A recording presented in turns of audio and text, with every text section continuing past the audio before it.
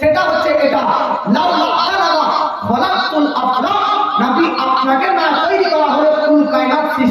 তৈরি হবে না। আল্লাহ পৃথিবীতে নবী থাকাকালীন আপনি বলতে পারতেন যে আপনাকে তৈরি না করা হলে আরশ কুরসি লৌহ কলম আকাশ তৈরি করা হতো না, আপনাকে না তৈরি করলে জান্নাত জাহান্নাম তৈরি করতাম না। নবী পৃথিবীতে ছিলেন তখন বলতে পারতেন, আকাশে নিয়ে গিয়ে এই কথাটা বললেন কেন যে আপনাকে না তৈরি করা হলে জান্নাত জাহান্নাম লৌহ কলম আরশ কুরসি কিছু তৈরি হতো না? তো হিকমত কি, রহস্য কি? আল্লাহর এই কথা আরশের উপরে নিজের সান্নিধ্যে বলার কারণ একটা উদাহরণ দিলে আপনারা বুঝতে পারবেন। আপনাদের গ্রামে অনেকে প্লেনে চেপেছেন কি জানেন? জাহাজে চেপেছেন কিনা? উড়ন্ত জাহাজ, প্লেনে, ফ্ল্যাটে চেপেছে। আমাদের গ্রামের একজন ব্যক্তি চেন্নাই কাজ করতে গিয়েছে, বাড়ি ফেরত আসার সময় প্লেনে চেপে টিকিট কেটে ফ্ল্যাটে এসেছে। তারপরে দিন দেখছি Facebook status, Instagram status, WhatsApp status, সব জায়গায় সোশ্যাল প্ল্যাটফর্মে ইন্টারনেটে ছবি আপলোড করে দিয়েছে জাহাজকে সামনে রেখে, আমি জাহাজে চেপেছিলাম বলে ছবি ছেড়ে দিয়েছে। তো স্বাভাবিক জিজ্ঞাসা করলাম, ভাই বাড়িতে থাকাকালীন কখনো এরকম ভাবে ছবিগুলো ফেসবুকে ছাড়িসনি, ইন্টারনেটে আপলোড দিচ্ছিস যে বাড়িতে আছে, এটা আমার বাড়ি, বাজারে আছি, এই বলে কখনো তুই ফেসবুকে ইন্টারনেটে ছবি আপলোড করিসনি? আজকে প্লেনে চেপেছি তো 10-12টা ছবি তুলেছি প্লেনকে সামনে রেখে, ব্যাপারটা কি? তো বলতেছে এটা আমার ভাগ্যের বিষয়, প্রত্যেকদিন তো প্লেনে চাপার সুযোগ হয় না, সুবিধা হয় না, একবার প্লেনে চেপেছি তাই এটা গর্বের বিষয়, আমার ভাগ্যের বিষয়। প্লেনের ভাগ্যের বিষয় ওই ব্যক্তি চেপেছে না, ওই ব্যক্তির ভাগ্যের বিষয় যে প্লেনে চেপেছে, ওই ব্যক্তির ভাগ্যের বিষয় যে প্লেনে চেপেছে। জগৎবাসী সচরাচর কেউ যদি কোন জিনিসের না পায়, যদি কখনো পেয়ে যায়, তাহলে সে ভাগ্য বদল করে ভাগ্যের উপর শুকরিয়া কৃতজ্ঞতা প্রকাশ করে। আরে জগতের মধ্যে কে আছে যে জান্নাত পর্যন্ত গিয়েছে? আপনারা একবার কেউ উত্তর দিবেন। জান্নাতের মধ্যে তো হযরতে আদম আলাইহিস সালাম গিয়েছেন, দেখেছেন। হযরতে ইদ্রিস আলাইহিস সালাম জান্নাতের মধ্যে আছেন। আচ্ছা, প্রথম আসমানের মধ্যে গিয়েছেন কি যায়নি? হ্যাঁ, হযরতে ঈসা আলাইহিস সালামকে তো আল্লাহ পাক আসমানের মধ্যে রেখেছে।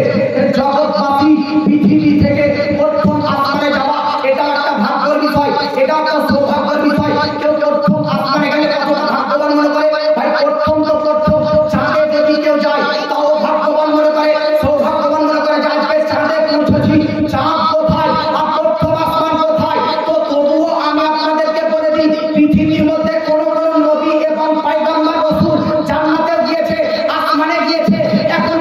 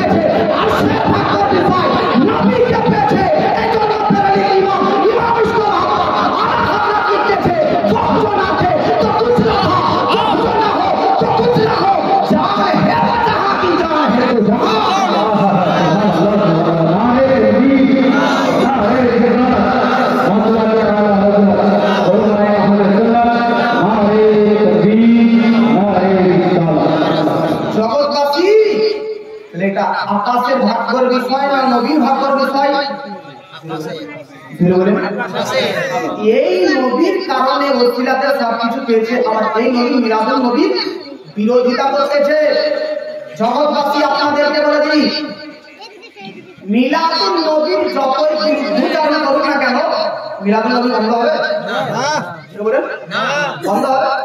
পুরো পৃথিবীতে 206টি দেশ রয়েছে, 206টি দেশ, তার মধ্যে 57টা কান্ট্রিতে শুধু মুসলমান বাস করে।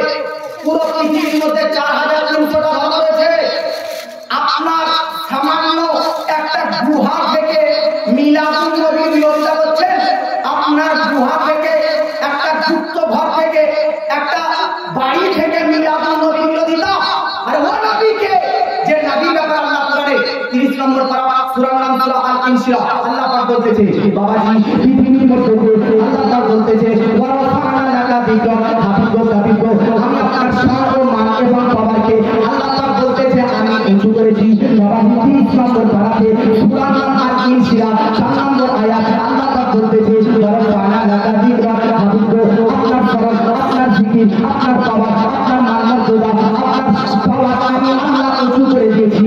বাবাজি পৃথিবীর মধ্যে নবীর শান ও মান আল্লাহ পাক উঁচু করেছে এমনটা নয়, সারাক্ষণ কায়নাতের মধ্যে আমার নবীর শান মান পাওয়ার উঁচু করেছে। এবার আমরা দেখে নেব বাবাজি নবীর পাওয়ার, নবীর শান এবং সওকাত আল্লাহ পাক কতটা উঁচু করেছে। এই কথাটা যদি জানতে চান তাহলে আপনাদেরকে একটা কথা বুঝতে হবে, আল্লাহর কাছ থেকে নবীর নিকটে কুরআন আনার দায়িত্বে কোন ফেরেশতা ছিল আপনারা প্রত্যেককে জানেন। সেই ফেরেশতাটির নাম হযরত জিবরাইল আলাইহিস সালাম। বাবাজি হযরত জিবরাইল আলাইহিস সালামকে একদিন আল্লাহ জিজ্ঞাসা করতেছে, আতাদরি কাইফা রাফাতু যিকরা, জিকির করো তো আমার হাবিব ও তাবিব, আমার নবী জিকির পাওয়ার কতটা উঁচু করে দিয়েছি। হযরত জিবরাইল আমিন বলতেছে, হযরত জিবরাইল বলতেছে আল্লাহ তুমি তোমার নবী, তুমি তোমার হাবিবের, তুমি তোমার মুস্তাফার পাওয়ার শান সওকাত কতটা উঁচু করেছো তুমি একমাত্র জানো। তো আল্লাহ পাক এবার জিবরাইল আমিনকে বলতেছে শুনো শুনো শুনো আমার হাবিবের শান সওকাত কতটা উঁচু করেছি। আল্লাহ পাক বলতেছে হাদিসে কুদসির মধ্যে লিখিত রয়েছে, খাসরে সুলতানি আলা নওয়াহি কিতাবের মধ্যে লিখিত রয়েছে, আল্লাহ পাক বলতেছে ইদা যুকিরতু যুকিরতা মাই, ও হাবিব গো আমি আল্লাহর জিকির জিকির আল্লাহ, আমি আল্লাহর জিকির যেখানে যেখানে হবে ও নবী গো আপনারও জিকির আমি আল্লাহর পাশাপাশি চলবে। সুবহানাল্লাহ, সুবহানাল্লাহ। নবীর শান পাওয়া কতটা উঁচু যে আল্লাহর যেখানে জিকির সেখানে কার জিকির? জোরে বলেন কার? জোরে বলেন কার? পেছন থেকে বলেন আল্লাহর জিকির যেখানে হবে সেখানে কার হবে? আবার আপনারা কি জানেন আল্লাহর জিকির কোথায় কোথায় হয়? আল্লাহর প্রশংসা কোথায় কোথায় হয়? আল্লাহর মর্যাদা কোথায় কোথায় বর্ণনা হয়? 27 নম্বর পারা, 28 নম্বর পারা, 5 সূরা, 1 নম্বর সূরা নাম সূরা জুমা, 2 নম্বর সূরা নাম সূরা সাফ, 3 নম্বর সূরা নাম সূরা হাসর, 4 নম্বর সূরা নাম সূরা তাগাবুন। এই 4টি সূরা প্রথম নম্বর আয়াত আল্লাহ পাক বলতেছে সাব্বাহা লিল্লাহি মা ফিস সামাওয়াতি ওয়াল আরদ ওয়া ইসতাগফিরু লিল্লাহি মা ফিস সামাওয়াতি ওয়াল আরদ। আল্লাহর জিকির কোথায় কোথায় হয়? 7 আসমান ও 7 জমিনে প্রত্যেকটি অঙ্গ প্রত্যঙ্গ, প্রত্যেকটি কীট পতঙ্গ, প্রত্যেকটি নদী নালা, প্রত্যেকটি গাছপালা, প্রত্যেকটি পশু পক্ষী, প্রত্যেকটি জান্নাত ইনসান সবকিছু আল্লাহর জিকির করতে থাকে। 27 নম্বর পারা, 4টি সূরা, সূরা সাফ, সূরা জুমা, সূরা তাগাবুন, সূরা তাগাবুন। এই 4টি সূরা আল্লাহ পাক বলতেছে 7 আসমান এবং 7 জমিনে প্রত্যেকটি অঙ্গ প্রত্যঙ্গ সবকিছু আল্লাহর জিকির করতে থাকে।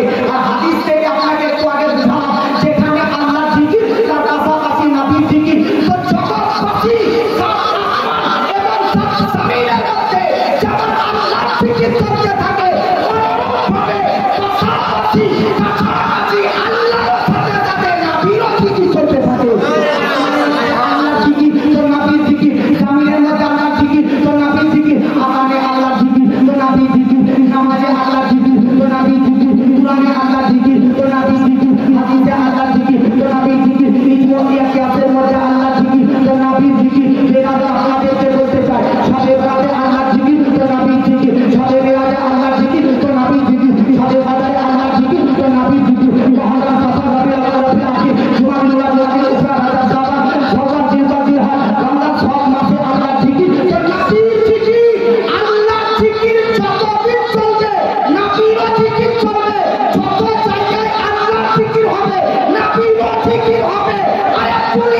পৃথিবীবাসী একদিন শেষ হয়ে যাবে, পৃথিবীবাসী একদিন খতম হয়ে যাবে।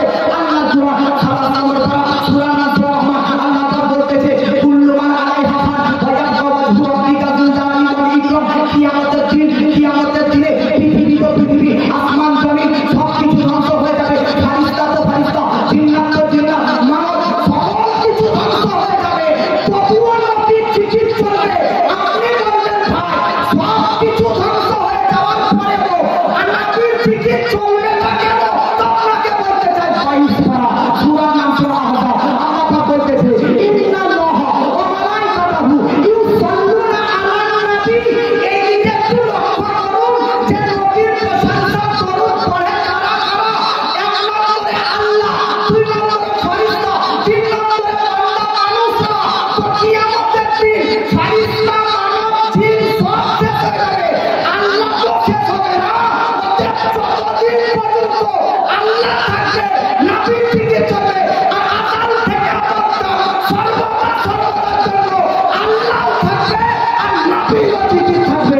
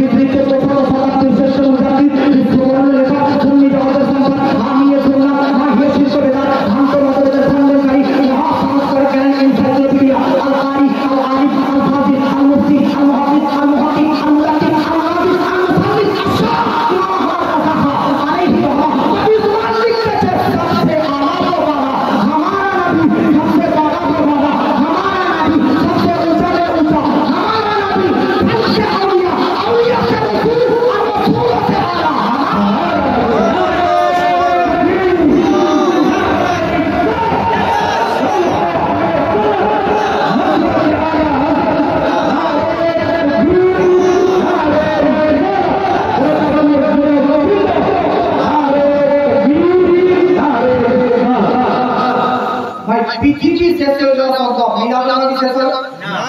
আসুন, মিলাদুন নবী জিনিসটা কি? মিলাদুন নবীটা কি? মিলাদ শব্দটার আসল শব্দ, কোন শব্দ থেকে মিলাদ তৈরি হয়েছে? মিলাদ শব্দটা তৈরি হয়েছে উলিদ থেকে। বলে মাই মিলাদ শব্দটির আগত শব্দটি বাবু ঢোকা পিছিয়ে রাখুন না, ঢোকা পিছিয়ে রাখুন, ঢোকা কাকা বাবু স্টেজ থেকে পিছিয়ে নিয়ে যাও। মিলাদ শব্দটার আসল শব্দ কি বললাম? উলিদ। বলতেছি আমাদের, আমাদের শব্দটা তৈরি হয়েছে আমি থেকে, আমি থেকে আমাদের। এই যে আপনারা জানেন শয়তান, শয়তান শব্দটা তৈরি হয়েছে শয়তান থেকে। মালাইকা তৈরি হয়েছে মালাক থেকে। ইনসান তৈরি হয়েছে ইনস থেকে। কুরআন, কুরআনের শব্দটা বানানো হয়েছে কারাআ থেকে। মুহাম্মদ, আহমদ এই শব্দগুলো বানানো হয়েছে হামদ থেকে। মিলাদ বানানো হয়েছে উলিদ থেকে। আর আমি দায়িত্ব একটা কথা বলছি, একদম কারেন্টের মতো মাথায় সেট করে নিন। মিলাদ শব্দটা যে উলিদ থেকে তৈরি হয়েছে, এই উলিদ আরবি শব্দটা কোরআনের মধ্যে 1 থেকে 30 করা পর্যন্ত পুরো কোরআনের মধ্যে মিলাদের আসল শব্দ উলিদ। এই উলিদটা কোরআনের মধ্যে 93 জায়গাতে লেখা আছে। কত জায়গাতে? 93। মিলাদ এটা আরবি শব্দ। মিলাদ ইসমে জারফে জামান, অর্থাৎ জন্মের সময়কাল। মিলাদকে উর্দু ভাষাতে মাউলুদ বলে। কি বলে? মাউলুদ। কোরআনের মধ্যে মাউলুদ শব্দটা 3 জায়গায় আছে। সুবহানাল্লাহ। আচ্ছা, মিলাদ, মাউলুদ, উলিদ তো বুঝতে পারলাম। মিলাদ, উলিদ এর মানে হচ্ছে জন্ম। মিলাদাত থেকে কি জন্ম। আরবিক গ্রামার উলামায়ে কেরাম লিখে ইসমে জারফে জামান, অর্থাৎ জন্মের সময়কাল। মিলাদুন নবীর মূলত অর্থ হচ্ছে নবীর জন্মদিবস উপলক্ষে আল্লাহর শুকরিয়ার্থে খুশি পালন করা শরীয়ত সম্মতভাবে। এটা নাম মিলাদুন নবী। কি বললাম এখন? নবীর জন্মদিবস উপলক্ষে শরীয়ত সম্মতভাবে খুশি পালন করা আল্লাহর শুকরিয়ার্থে, এর নাম মিলাদুন নবী। বলেন সুবহানাল্লাহ। এর নাম কি বললাম? মিলাদুন নবী। মিলাদুন নবী আমরা পালন করি মূলত আল্লাহর শুকরিয়া আদায় করি। মিলাদুন নবী মানে মূলত মিলাদুন নবী পালন করা মানে আল্লাহর শুকরিয়া আদায় করা। আচ্ছা একটা কথা বলেন, মিলাদুন নবীতে আমরা যে খুশি পালন করলাম বা করি, খুশি পালন করি তো বর্তমান যুগের কিছু ব্যক্তি বলে এই যে খুশিকে আরবিতে ঈদ বলা হয় কি? ঈদ তো ভ্রান্ত মতবাদ পোষণকারীরা বলে যে বছরে মাত্র দুটো ঈদ, ঈদুল ফিতর আর ঈদুল আযহা। আমরা মিলাদুন নবীর ঈদ প্রতি পেলাম, ঈদে মিলাদুন নবী। ঈদ শব্দের অর্থ খুশি, আনন্দ। মিলাদুন নবী, নবীর জন্ম উপলক্ষে আমরা খুশি না দুঃখ? খুশি। বলেন আপনারা খুশি। ভাইজান বলেন খুশি না দুঃখ? খুশি। আর ভাই মিলাদুন নবী, নবীর জন্ম উপলক্ষে কেন খুশি হব না? আর এমন নবী পেয়েছি যে নবীকে পেয়ে খুশি করা উচিত। কেন? তার কারণ ওই নবীকে স্বয়ং আল্লাহ খুশি করতে চেয়েছে। আরে যে নবীকে আল্লাহ রাজি এবং খুশি করতে চেয়েছে সেই নবীকে পেয়ে খুশি করা যাবে না? আপ দলিল শুনেন বাবাজি, সূরা নাসরা বাবারা 144 নম্বর আয়াত আল্লাহ বলতেছে ওয়ানা তাকাল্লুবা ওয়াজহিকা ফিস সামা ফালানুয়াল্লিয়ান্নাকা কিবলাতান তারদাহা ফাওয়াল্লি ওয়াজহাকা শাতরাল মাসজিদিল হারাম। জোরে বলেন আমার নবীজি পৃথিবীতে প্রকাশ্য বাহায়া ছিলেন 63 বছর। কত বছর? 63। তার মধ্যে মক্কাতে নবী ছিলেন 53 বছর আর বাকি 10 বছর ছিলেন মদিনাতে। নাকি আমার নবী মক্কা থেকে যখন মদিনা যায়, মদিনা যাওয়ার পর আল্লাহ পাক নবীকে কি বললেন জানেন?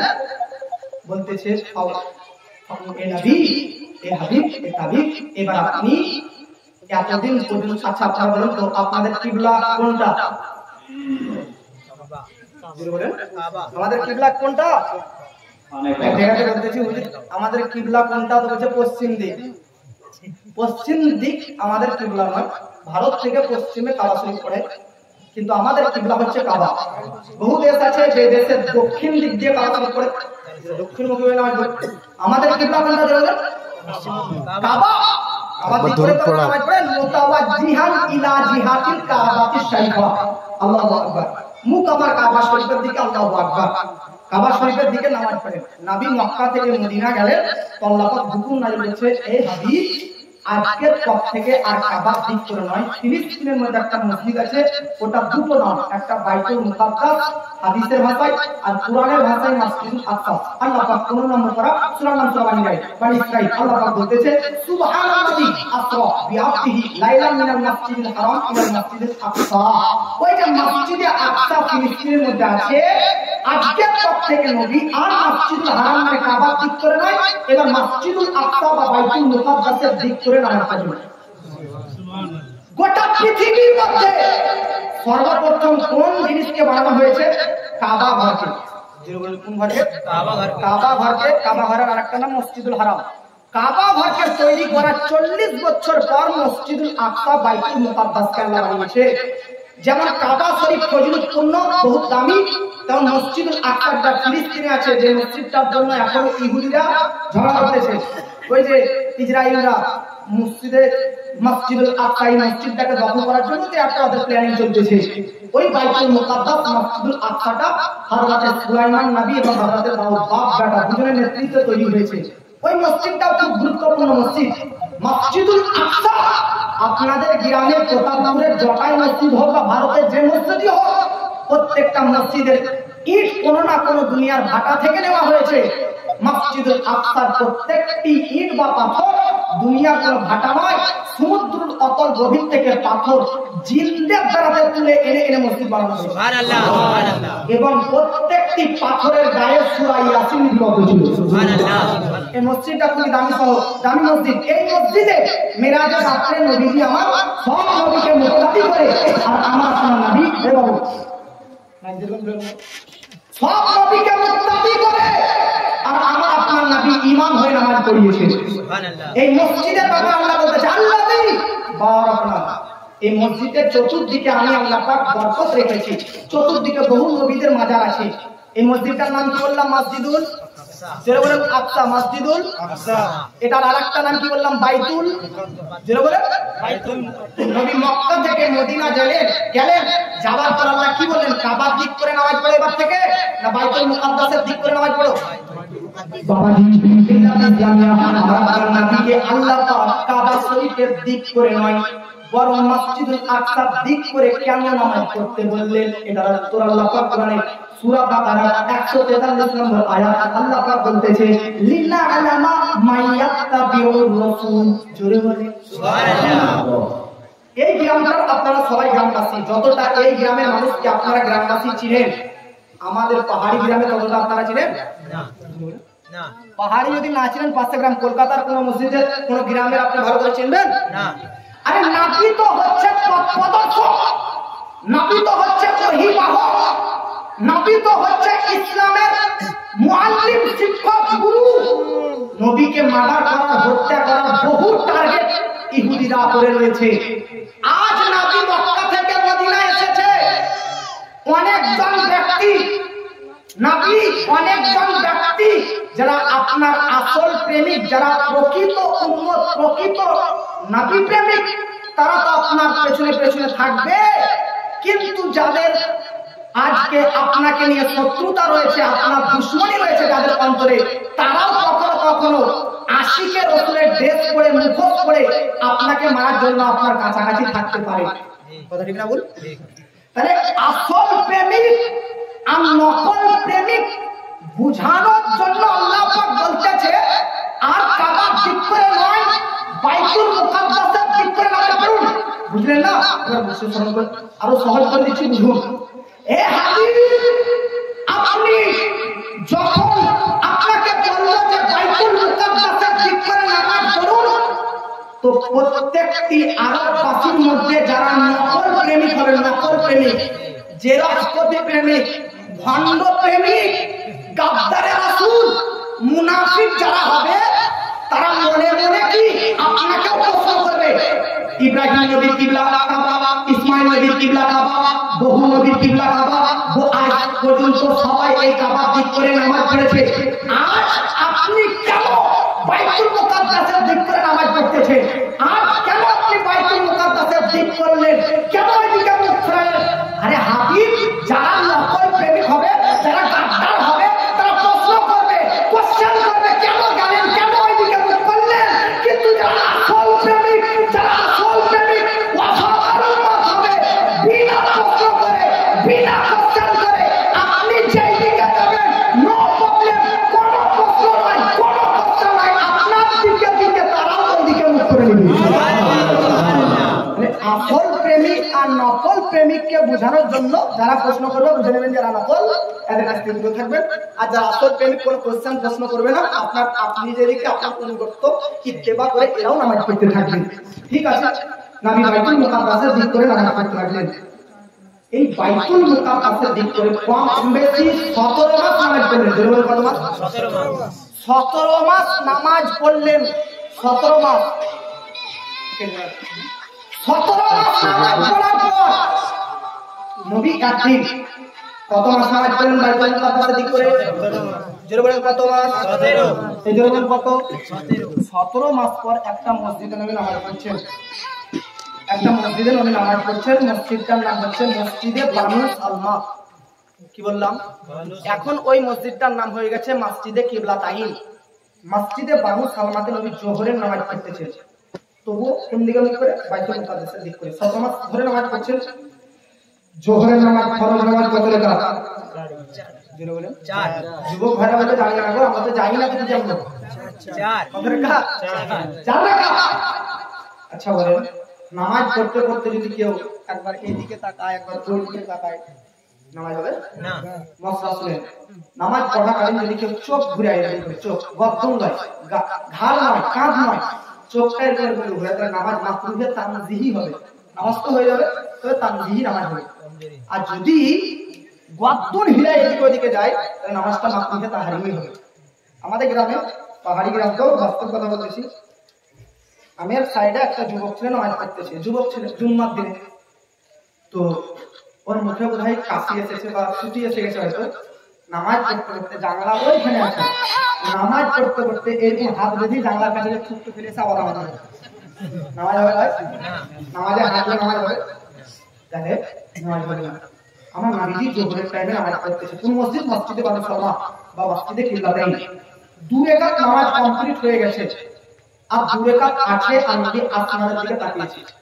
আপনি যদি এরকম করে তাকাতেন তাহলে নামাজ হতো না, মাকরুহে তাহলে আর নবী তাকিয়েছি, মনে মনে ভাবতেছে। আপনারা তো আমরা জানি না মনে মনে কি ভাবছে, ওটা আল্লাহ কোরআনের মধ্যে বলতেছে। আচ্ছা, আমি হলে ফাতোয়া দিয়ে দিতাম, নবী সাহেব আপনার উপর দিকে তাকালেন, আপনার নামাজ হয়। আপনি নবী আসমানের দিকে তাকিয়েছেন, তো আল্লাহ কোরআনের মধ্যে অবতীর্ণ করতেছে আয়াত 144 নম্বর, কি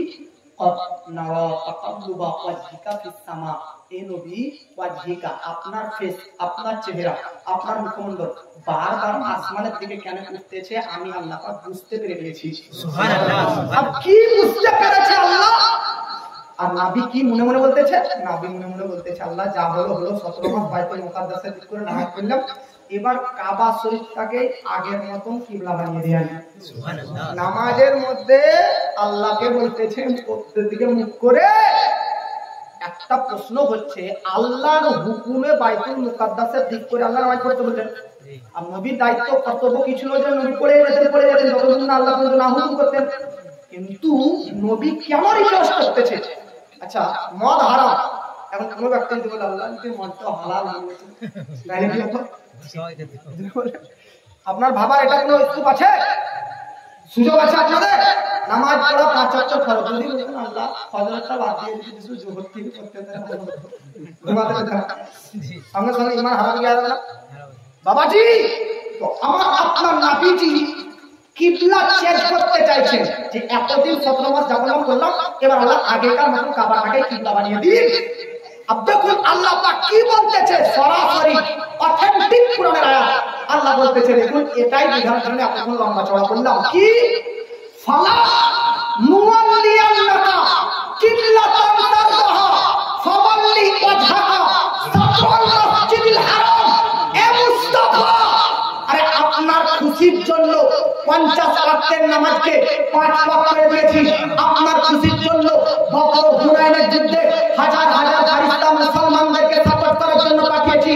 আপনার খুশির জন্য আপনার উম্মতের গুনাহ মাফ করে দিয়েছি। জান, আপনি আজকেও চাইছেন কাবাটা কিবলা হোক, ফালা নুওয়াল্লিয়ান্নাকা কিবলাতান তারদাহা।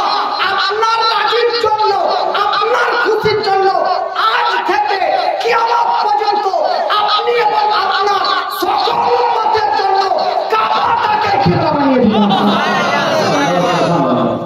জগৎবাসী, আল্লাহ পাক নবীকে যে বললেন কথাটা তার দোহা, কি বললেন বলুন? তার দোহা। এরকম একটা আয়াত তাওরাতে দেখান, জাবুরে দেখান, ইনজিলে দেখান, এরকম একটা শব্দ আল্লাহ পাক পৃথিবীতে আর অন্য কোন নবীর জন্য ব্যবহার করেছে না। তার দোহা মানে হচ্ছে আপনাকে খুশি করতে চায়। আচ্ছা বান্দা, আপনি কি জানেন ব্রাদার, আল্লাহ পাক নবীকে কি খুশি করতে চায়? নবীর খুশির জন্য কিবলা চেঞ্জ করে দেওয়া হলো, নবীর খুশির জন্য 50 ওয়াক্তের নামাজ 5 ওয়াক্ত করে দেওয়া হলো, নবীর খুশির জন্য বদর এবং হুনাইনের যুদ্ধের প্রান্তরে হাজার হাজার ফেরেশতাদেরকে মুসলমানদের সাপোর্ট করার জন্য পাঠানো হলো।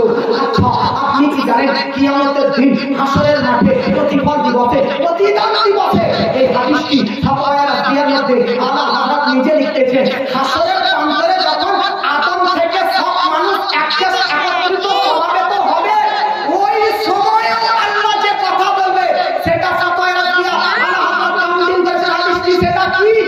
কুল্লু ইয়াতলুবুনা রিদাই ওয়া আনা আতলুবু রিদাকা ইয়া মুহাম্মদ। এ মুহাম্মদ মুস্তাফা, হাসরের প্রান্তরে আজ আমার সবাই রাজি করতে চায়, আমার সবাই সন্তুষ্ট লাভ করতে চায়, ওয়াল্লি আপনি যার রাজি আমি আল্লাহ পাক চাই। পৃথিবীর মধ্যে এরকম শব্দ কার জন্য বলা হয়েছে? আপনার জন্য না। আরে আপনি জালসা শুনতে এসেছেন কেন? আল্লাহকে রাজি করার জন্য। আপনি আজকে মিলাদ শুনতে এসেছেন কেন? আল্লাহকে খুশি করার জন্য। আচ্ছা, নামাজ রোজা হজ যাকাত কেন করেন? আল্লাহকে রাজি করার জন্য। তাহাজ্জুদ এবং নামাজ কেন করেন? আল্লাহকে রাজি করার জন্য। পৃথিবীর মধ্যে প্রত্যেকটা ব্যক্তি, প্রত্যেকটা মানুষ, প্রত্যেকটা ব্যক্তি সব আল্লাহর জিকির করে, আল্লাহর উপাসনা করে, আল্লাহর আরাধনা করে। সবার মধ্যে লিল্লাহিয়া খুলুসিয়াত আছে, তো সবাই ইবাদত করে আল্লাহকে রাজি করার জন্য। ওয়াল্লি আমার নবী সবাই আল্লাহকে খুশি করতে চায়,